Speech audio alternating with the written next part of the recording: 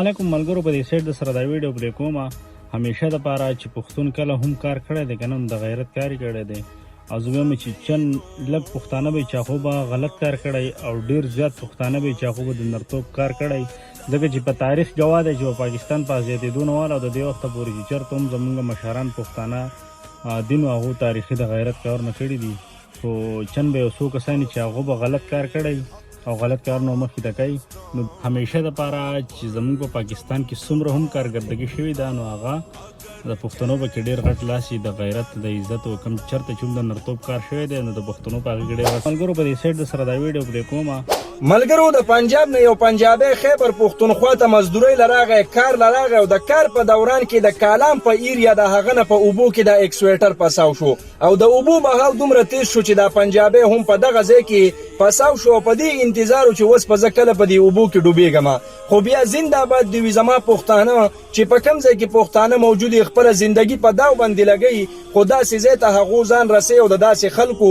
مرسته کوي ملګرو په دې ویډیوګانو کې او په دې تصویرانو کې تاسو کتلی شئ چې زمونږ یو پښتن رور دی چې هغه په څه طریقه باندې ځان د اکسویټر ته ورسوي دغه پنجابي ته هغه جیکټ ولګوي او بیا د رسۍ په مدد سره دغه پنجابی په ښه طریقه باندې ریکور کړي په ښه طریقه باندې ریسک یو کړي او راولي ریسته په وچه ځمکه یې ودروي او بیا دغه پنجابی د پښتنو په باره کې څه وایي دا واورئ دغه پنجابی وایي چې د پښتنو په باره کې مونږ همیشه دا اورېدلي او زمونږ یقین هم په دې خبرو باندې راغلی ځکه چې خلکو مونږ ته د پښتنو په باره کې داسې خبرې کړلي او زمونږ په مغزو کې دا خبرې کېنولي هغه دا چې پښتانه جنګ ببر دي هغه دا چې پښتانه چاله عزت نه ورکوي هغه دا چې پښتانه خلک وژني او پښتانه په وړه وړه خبره باندې مړی کوي خو نن چې زما مدد چا وکړو د الله نه بعد نو هغه هم یو پښتون دی او زه وایم چې پښتانه ویشتو والا نه دي پښتانه جنګونو والا نه دي بلکې پښتانه په مشکل ترین حالاتو کې د خلکو